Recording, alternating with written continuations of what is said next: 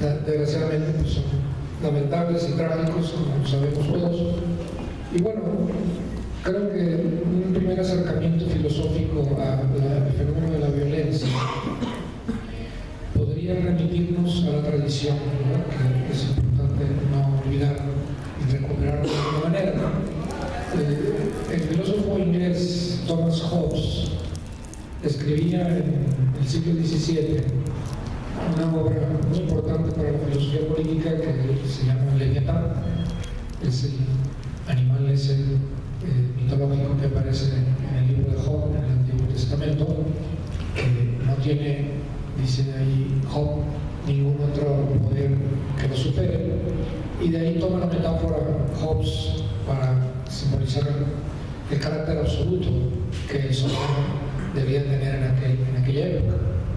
Estamos en una época donde en Europa empiezan a consolidarse las monarquías absolutas y que van a dar pie en ese sentido al Estado moderno, al concentrar precisamente lo que va a llamar después Max Weber en el siglo XX el monopolio legítimo de la violencia, que es el exclusivo del Estado, porque debería ser exclusivo del Estado este recurso a la fuerza, ¿no?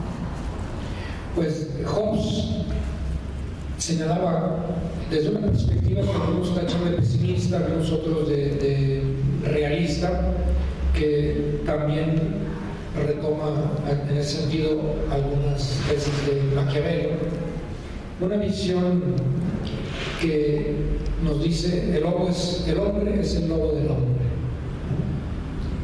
homo homini lupus en latín, es decir, en el estado de naturaleza, dice Hobbes, es decir, donde no hay ley, donde no hay autoridad reconocida, el ser humano desata sus peores tendencias, que son violencia, muerte, destrucción.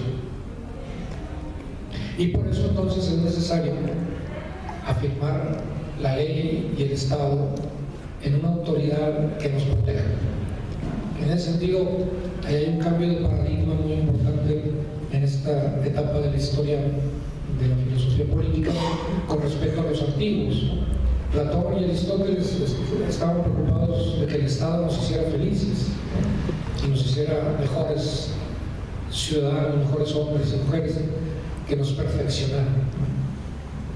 Hobbes no es tan ambicioso y dice: yo me conformo con que el Estado proteja mi vida y mis bienes y procure un estado de paz. De lo demás yo me encargo, cosa que es muy actual, ¿no? Y bueno, ya sabemos también que desde un punto de vista democrático no es conveniente que el Estado se ande preocupando por nuestra felicidad, porque luego eso da pie a autoritarismos, a formas de imposición de vida que no siempre van a ser reconocidas en un mundo plural como es el que vivimos actualmente. Entonces, la necesidad de la autoridad y la ley, dice Hobbes, es fundamental para la convivencia pacífica. En ese sentido, dice Hobbes, ley que no descansa en la espada no tiene ninguna posibilidad de ser respetada o de prosperar. Lo cual me parece que nos trae dando un salto histórico al presente y nos lleva a pensar en este concepto polémico, ¿verdad?, que por ahí apareció en el sexenio de Calderón, cuando un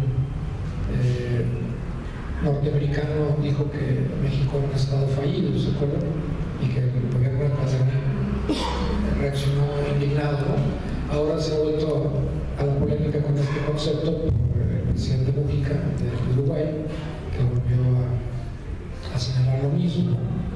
El estado fallido lo entendemos como precisamente un estado que no está cumpliendo con sus funciones cardinales, y que, bueno, yo estaría de acuerdo con Hobbes, la primera de las cuales es mantener el tejido social unido, proteger la vida de sus ciudadanos y sus bienes. Sin eso, como dice en el capítulo 13 de Leviatán, no prospera nada, ni el comercio, ni la ciencia, ni la industria, ni las las artes, y es la situación de la guerra de todos contra todos. Véase el caso Michoacán, Tamaulipas y el resto de la República, si no estamos en esta etapa de estado de naturaleza casi entrando, como la pensaba Hobbes, ¿no? Donde aquí también el recurso de la violencia, pues tendríamos también que situarlo en dos planos, más o menos, ¿no? La violencia que viene desde el Estado, que decíamos es la violencia legítima, o la que viene desde la sociedad, ¿no? Que puede tomar diferentes caminos. En el caso de la violencia de Estado, quisiera hacer una comparación, porque también los medios lo han hecho en estos días, entre la reacción del Estado y, digamos, de la autoridad y de la sociedad en Estados Unidos con el asesinato de este joven en esa ciudad de Ferguson, y la reacción que ha habido en México con el caso de Guerrero.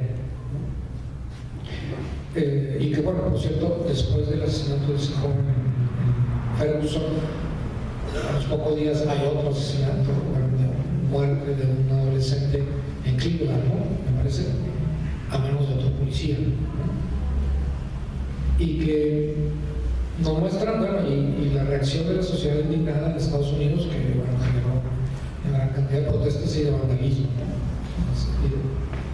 Y bueno, se hizo una comparación por ahí con esa reacción también se ha generado en México con la violencia en Guerrero, ¿no?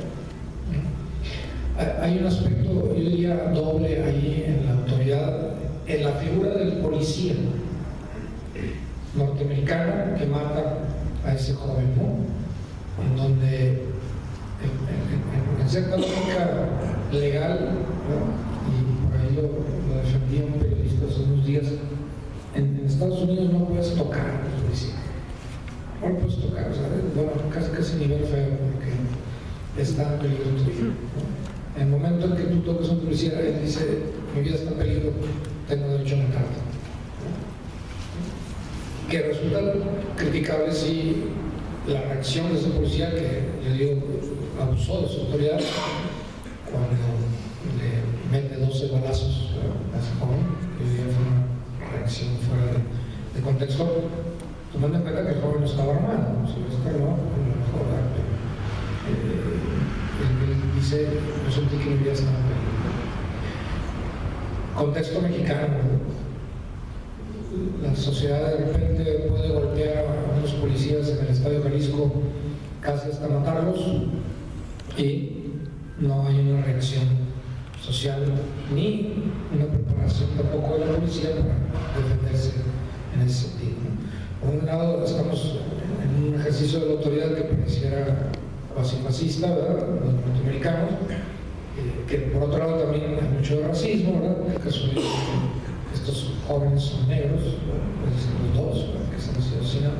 Yo no sé si la reacción hubiera sido diferente del policía si hubiera sido un blanco, ¿verdad? Probablemente sí.